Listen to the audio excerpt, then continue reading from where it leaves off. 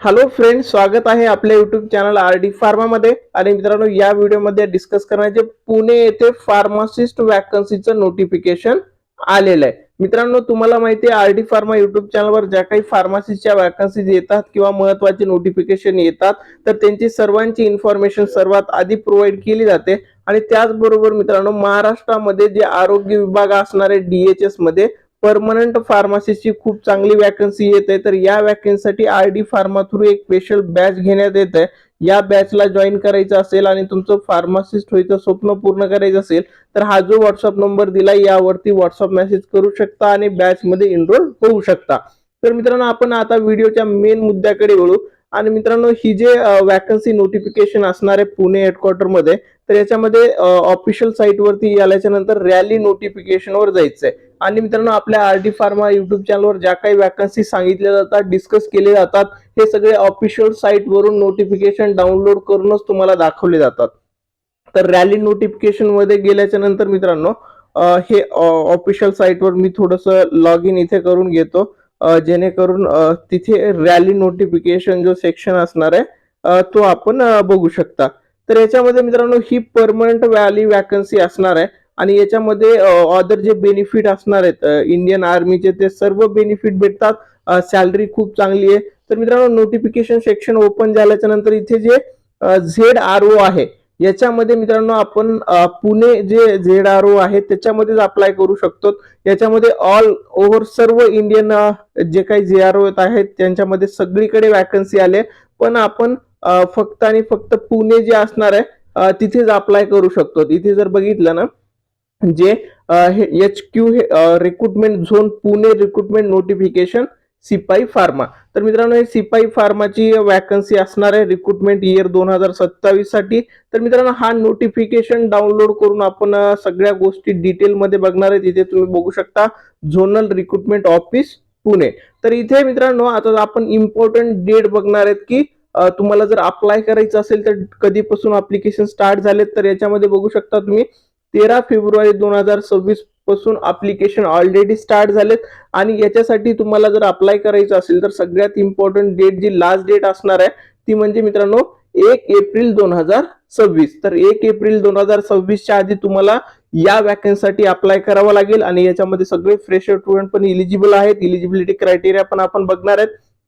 आणि त्याचबरोबर मित्रांनो, इथे एक इम्पॉर्टंट गोष्ट पण दिलेली आहे ती म्हणजे ऑनलाईन एक्झाम डेट. तर मित्रांनो, टेंटेटिव्ह एक्झाम डेट पण दिलेली आहे, जेणेकरून तुम्हाला तुमच्या एक्झामसाठी प्रिपरेशन करण्यासाठी किती टाइम भेटणार आहे ते पण तुम्हाला दिसणार आहे. तर याच्यामध्ये बघू शकता तुम्ही 1 जून ते 15 जून 2026 पर्यंत तुमची एक्झाम इथे होणार आहे, अशी टेंटेटिव्ह डेट यांनी दिलेली आहे. आणि याच्यामध्ये तुम्हाला या वॅकन्सी मध्ये अप्लाय करायचंय तर मित्रांनो, domicile of state of Maharashtra. तर महाराष्ट्र स्टेटचं डोमासाईल असेल तर या पुण्याच्या वॅकन्सीसाठी अप्लाय करू शकतो. आणि आपण सर्व महाराष्ट्राचे स्टुडंट याच्यामध्ये इलिजिबल असणार आहेत.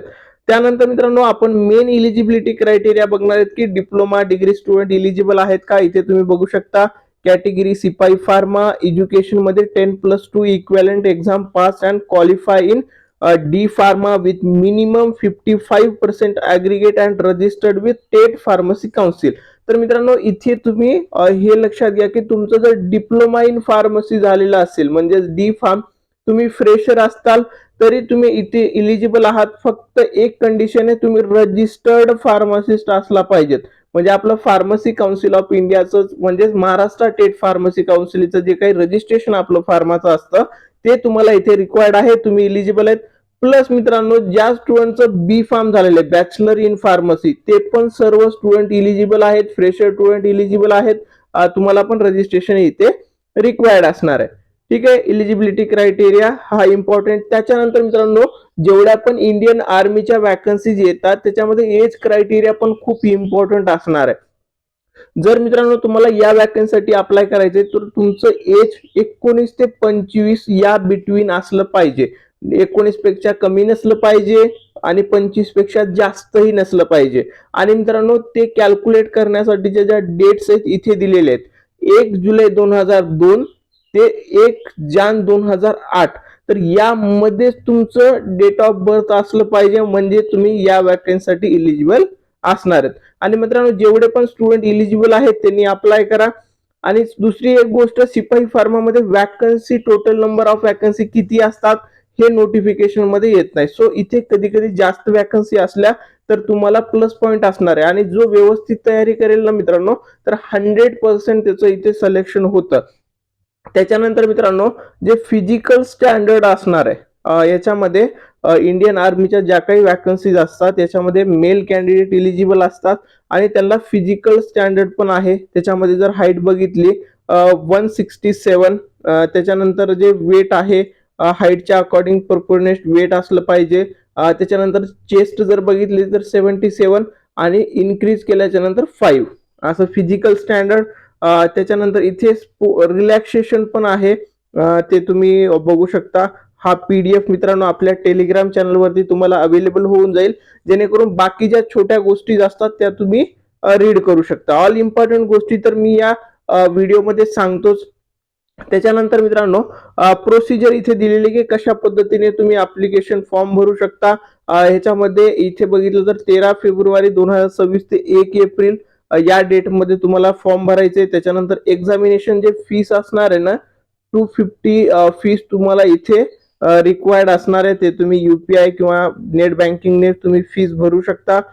त्यानंतर मित्रांनो जे एक्झाम असते तर ती एक्झाम किंवा रिक्रुटमेंट प्रोसेस काय असते, तर याच्यामध्ये मित्रांनो फेज फर्स्ट आणि फेज सेकंड या 2 फेज मध्ये असते एक्झाम.